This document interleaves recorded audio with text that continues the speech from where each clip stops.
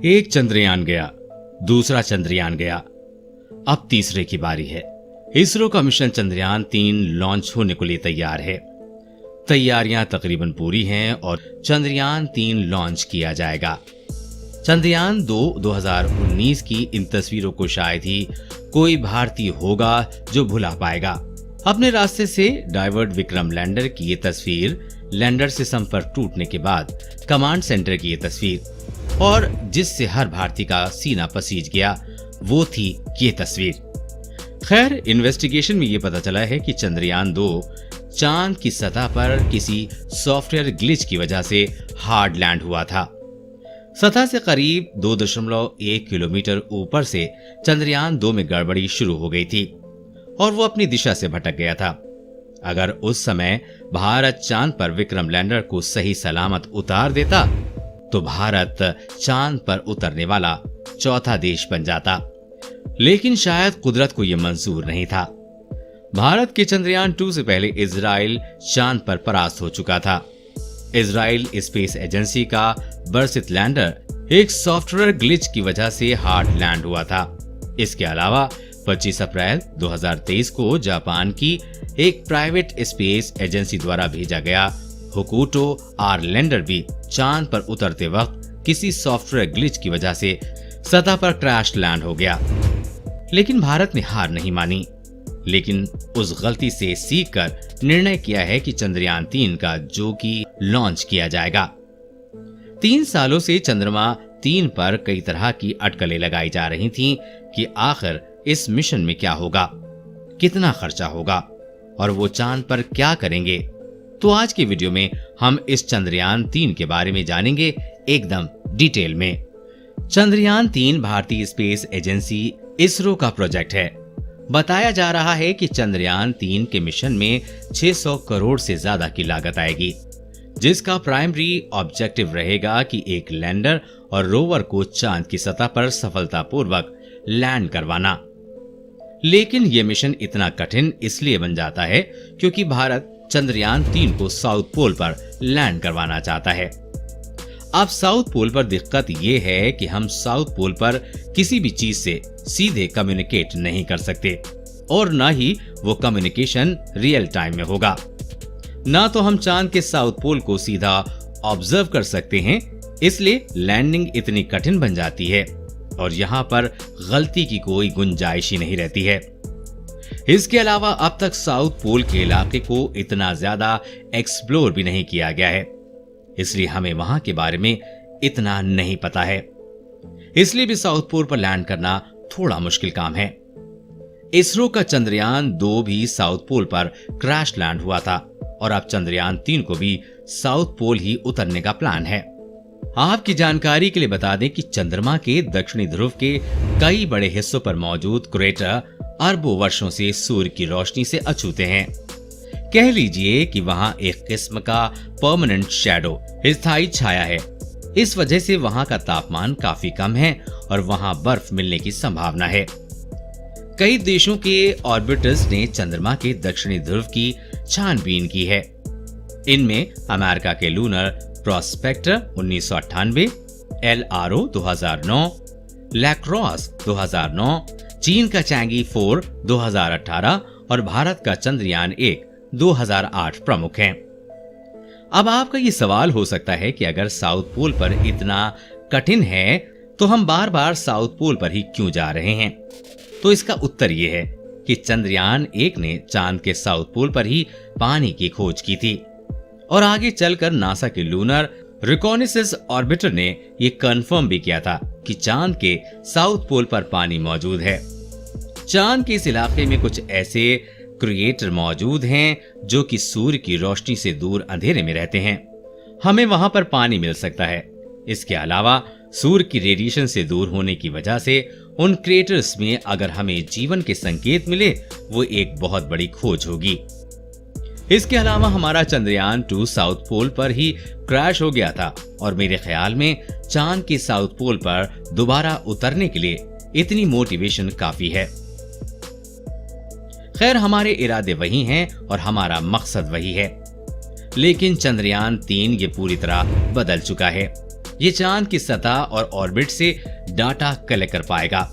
इसमें एक लैंडर और एक रोवर, इसमें एक प्रोपल्शन मॉड्यूल शामिल है। लैंडर और रोवर चंद्रयान 2 के विक्रम लैंडर और प्रज्ञान रोवर जैसे ही होंगे, लेकिन कुछ बेहतर बदलाव के साथ होंगे, जिनकी बात हम आगे इस वीडियो में करेंगे। लेकिन चंद्रयान 2 ऑर्बिट की जगह चंद्रयान 3 में एक प्रोपल्शन मॉड्यूल होगा, जो कि किसी ऑर्बिट की तरह चांद को ऑर्बिट करेगा। लैंडर और ग्राउंड कंट्रोल के बीच बात करने के लिए इस्तेमाल किया जाएगा। चलिए इसके तीनों कंपोनेंट को विस्तार से जानते हैं। सबसे पहले प्रोपल्शन मॉड्यूल, उड़ाने वाला हिस्सा।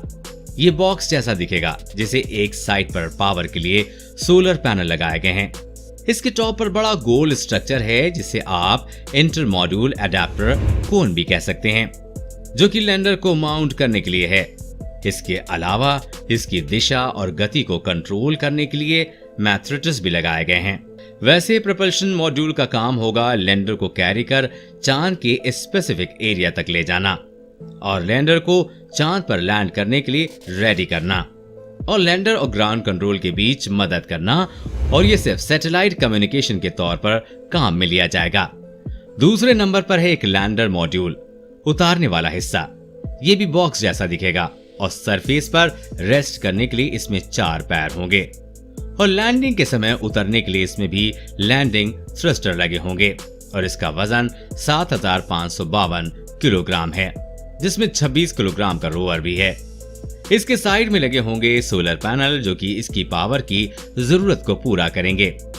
इस मिशन में इसरो की सबसे बड़ी चुनौती होगी सफलतापूर्वक चांद पर लैंड करना, और इसके लिए इस लैंडर में कई तरह के सेंसर का यूज किया गया है, जैसे कि accelerometer, altimeters, Doppler velocimeter, star sensors, inclinometers, touchdown sensors और कैमरा लगाए गए हैं, जो कि खतरे को भांपने और सतह को सही तरह से मॉनिटर करने और किसी अलग चीज को अवॉइड करने के लिए इसे किया जाएगा। और ये सब कुछ सिर्फ सही लैंडिंग के लिए है, और इन सब की वजह से ग्राउंड कंट्रोल सही निर्णय ले पाएंगे, और अगर किसी सेंसर में ग्लिच आता है तो दूसरे सेंसर उसकी जगह काम करेंगे। और इसकी ऊंचाई को कंट्रोल करने के लिए रिएक्शन व्हील्स का यूज किया गया है। कम्युनिकेशन के लिए एक एक्स बैंड एंटीना यूज किया जाएगा, जो कि हमें डीप स्पेस नेटवर्क में जोड़े रखेगा। इसके साथ ही लेनदार के एक कंपार्टमेंट में रोवर भी मौजूद होगा, जो कि एक रैम की सहायता से सरफेस पे उतारा जाएगा, बिल्कुल चंद्रयान 2 की तरह। और इसका अंतिम हिस्सा है रोवर, घूमने, घुमाने और जानकारी जुटाने वाला हिस्सा। 6 पहियों पर माउंटेड एक रेगुलर चेसिस होगी, जिसमें कि कई नेविगेशन कैमरे लगे होंगे। एनर्जी नीड्स के लिए सोलर पैनल और डाटा ट्रांसफर के लिए कुछ एंटीना भी इस पर लगाए गए हैं। रोवर सबसे पहले लैंडर को डाटा ट्रांसफर करेगा, लैंडर चांद के ऑर्बिट में मौजूद प्रोपल्शन मॉड्यूल को, और उसके बाद वो डाटा हम तक पहुंच पाएगा। लैंडर में एक और इंस्ट्रूमेंट है, जिसका नाम है चंद्रा सरफेस थर्मोफिजिकल एक्सपेरिमेंट, जो कि चांद की थर्मल प्रॉपर्टीज एनालिसिस करेगा और देखेगा कि अलग अलग कंडीशन में यहाँ की सतह का थर्मल बिहेवियर कैसा रहता है। इसके साथ ही वहां पर होने वाली हलचल या भूकंप की गतिविधियों को नोट करेगा। इसके अलावा इसमें the radio anatomy of moon bound hyper sensitive lunosphere and lunosphere यानी कि रंबा नाम का इंस्ट्रूमेंट भी लगाया गया है। ये इंस्ट्रूमेंट चांद के एनवायरनमेंट में मौजूद गैस और प्लाज्मा को स्टडी करेगा, और passive laser retro reflector array भी लैंडर में मौजूद होगा, जो कि इसरो को नासा द्वारा दिया गया है। ये पृथ्वी और चांद के बीच की दूरी को देखने के लिए यूज किया जाता है। लैंडिंग लाइट की लोकल सरफेस, वहां की कंपोजिशन आदि को स्टडी करने के लिए है। इसमें 2 इंस्ट्रूमेंट हैं, एक है अल्फा प्रैक्टिकल एक्सरे स्पेक्ट्रोमीटर और दूसरा है लेजर इंडक्ट ब्रेकडाउन स्पेक्ट्रोस्कोप, जो वहां की मिट्टी और लोकल सरफेस को स्टडी करेगा। तो ये थे इंस्ट्रूमेंट जो कि लैंडर और रोवर साइंस मिशन पर परफॉर्म करने के लिए यूज करेंगे। शुरुआत में हमने चंद्रयान 3 के ऑर्बिटर यानी कि प्रोपल्शन मॉड्यूल के बारे में बात की थी। इस बार ऑर्बिट को स्पेशल साइंस मिशन परफॉर्म नहीं करेगा, लेकिन इस पर the spectrometry of habitable planet Earth यानी शेप इंस्ट्रूमेंट को जरूर जगह दी गई है, जो कि चांद के ऑर्बिट में रहकर अर्थ को स्टडी करेगा। ये वाकई एक अच्छा कॉन्सेप्ट है। सीधी सी बात यह है कि हम चंद्रयान 3 से वो डाटा इकट्ठा कर पाएंगे जो चांद पर भविष्य में कॉलोनीज बनाने के लिए चाहिए होगा। जी हाँ, नासा और ESA के फ्यूचर प्लान्स चांद के साउथ पोल पर कॉलोनीज बनाने के हैं, क्योंकि वहां पर सूर्य के रेडिएशन से बचने के लिए क्रेटर्स मौजूद हैं। इसके साथ ही वहां पर पानी अवेलेबल होने की वजह से फ्यूल और डेली नीड्स पूरी हो जाएंगी। तो ये इसरो का बेहतर कदम है चांद को समझने का, और हमें पता है कि इस डाटा की डिमांड फ्यूचर में कितनी होने वाली है। ये मिशन इंडिया के लिए गेम चेंजर साबित हो सकता है। फिलहाल जुलाई में इसे GSLV-3 heavy lift launch vehicle से सतीश धवन स्पेस सेंटर श्रीहरिकोटा से लॉन्च किया जाएगा। खुशी की बात यह है कि इस मिशन में हमारा चंद्रयान 2 ऑर्बिटर भी बैकअप रिले के तौर पर यूज होने वाला है। और ये बात शायद आपको दुखी कर दे कि इस मिशन को यानी कि रोवर और लैंडर को 14 अर्थ डेज की मिशन पीरियड के लिए ही इनिशियली डिजाइन किया गया है। हालांकि अगर सब कुछ सही रहा तो 14 दिन बाद इस मिशन को एक्सटेंशन मिल सकता है, लेकिन फिलहाल के लिए इसरो के पास 14 दिन का ही समय होगा और हमारी प्रार्थना इसरो के लिए हमेशा रहेगी। अब ऐसी उम्मीद है कि चंद्रयान 3 के जरिए भारत इस लक्ष्य को जल्दी प्राप्त कर लेगा। दोस्तों, आपके क्या विचार हैं चंद्रयान 3 को लेकर? हमें कमेंट सेक्शन में जरूर बताइए। इस पर आगे भी अपडेट्स आती रहेंगी, इसलिए अपडेट्स रहने के लिए चैनल को सब्सक्राइब करें, बेल नोटिफिकेशन को जरूर दबा दें। दोस्तों, जल्द मिलेंगे ऐसे ही इंफॉर्मेटिव वीडियो के साथ। तब तक के लिए बी हैप्पी। नमस्कार।